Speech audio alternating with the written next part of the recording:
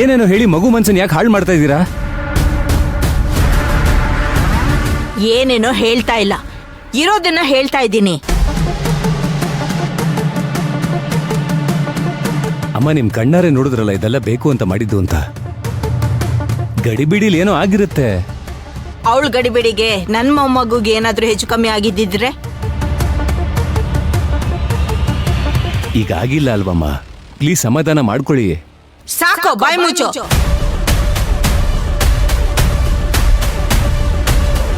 ಏನು ಇವನಿಗೇನಾದ್ರೂ ಆಗ್ಬೇಕಿತ್ತ?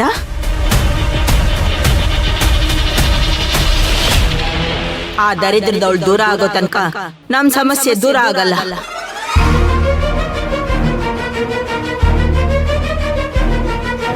ಅಜ್ಜಿ ಪ್ಲೀಸ್ ಅಜ್ಜಿ, ಅಮ್ಮಂಗೇನು ಅನ್ಬೇಡ. ಯಾವಳ ಅಮ್ಮ?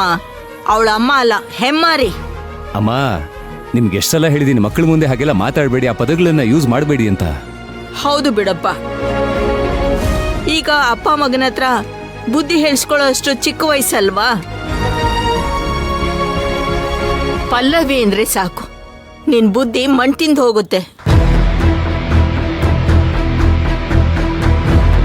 ಅದಕ್ಕೆ ಅವಳು ಏನ್ ಮಾಡಿದ್ರು ಸರಿ ಅಂತ್ಯ. ಮಗನ್ಗೇನಾದ್ರೂ ನಿನಗೆ ಚಿಂತೆ ಇಲ್ಲ ಅಲ್ಲ?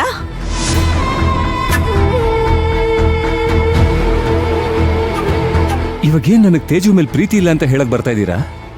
ಇದ್ದಿದ್ರೆ ನಾನು ಅವಳಿಗೆ ಕೊಟ್ಟಿದ್ದ ಏಟನ್ನ ನೀನ್ ಅವಳಿಗೆ ಕೊಡ್ತಿದ್ದೆ. ಅಮ್ಮ,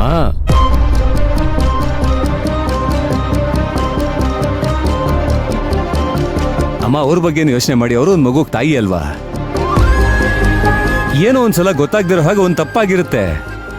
ಅದನ್ನಿಷ್ಟು ದೊಡ್ಡದ್ ಮಾಡಿ ಹೀಗೆಲ್ಲ ಮಾತಾಡಿದ್ರೆ ಹೇಗಮ್ಮ?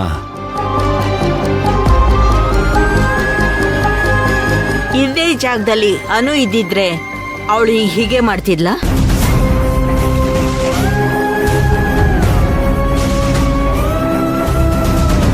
ಅನುಗೆ ಐಸ್ ಕ್ರೀಮ್ ತಿಂದ್ರೆ ಆಗಲ್ಲ.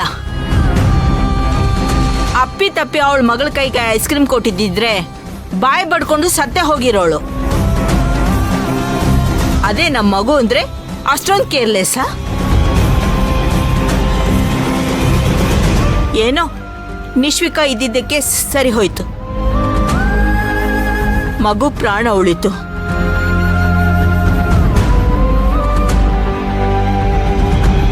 ಇಲ್ದಿದ್ರೆ ನನ್ನ ಮೊಮ್ಮಗುಗೆ ಎಷ್ಟು ದೊಡ್ಡ ಪ್ರಾಬ್ಲಮ್ ಆಗ್ತಿತ್ತು. ಹೋಗ್ಲಿ ಬಿಡಿ ಆಂಟಿ, ಇವಾಗ ಹೇಗೂ ಪ್ರಾಬ್ಲಮ್ ಸಾಲ್ವ್ ಆಯ್ತಲ್ವಾ? ಸುಮ್ನೆ ತೇಜು ಬರ್ಡೇ ದಿನ ಯಾಕೆ ಬೇಜಾರ್ ಮಾಡ್ಕೊಳ್ತೀರಾ? ಇಲ್ಲಮ್ಮ, ನಮ್ ಸಮಸ್ಯೆ ಪೂರ್ತಿಯಾಗಿ ಸಾಲ್ವ್ ಆಗ್ಬೇಕು ಅಂದ್ರೆ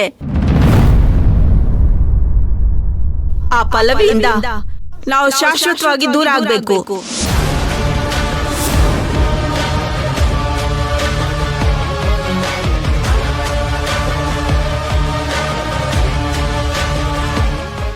ಇಲ್ಲ ಅಮ್ಮ, ಬೇಕೇ ಬೇಕು ನಂಗೆ.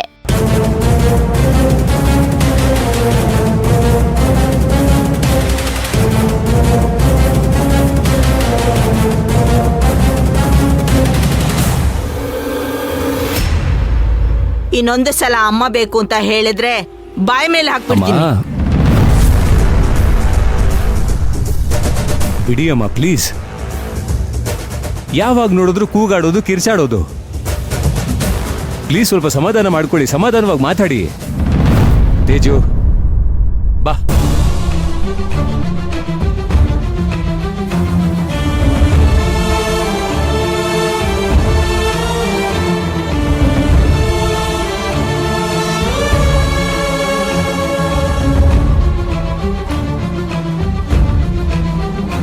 ನಿಶ್ವಿಕಾ, ನಮ್ ವಿಕ್ರಾಂತ್ ಯಾವತ್ತೂ ಹಿಂತಿರುಗಿಸಿ ಮಾತಾಡಿರ್ಲಿಲ್ಲ. ದರಿದ್ರದವಳು ಆ ಪಲ್ಲವಿಯಿಂದ ಇಷ್ಟೊಂದು ಬದಲಾದ. ಮಾಡ್ತೀನಿ ಅವಳಿಗೆ.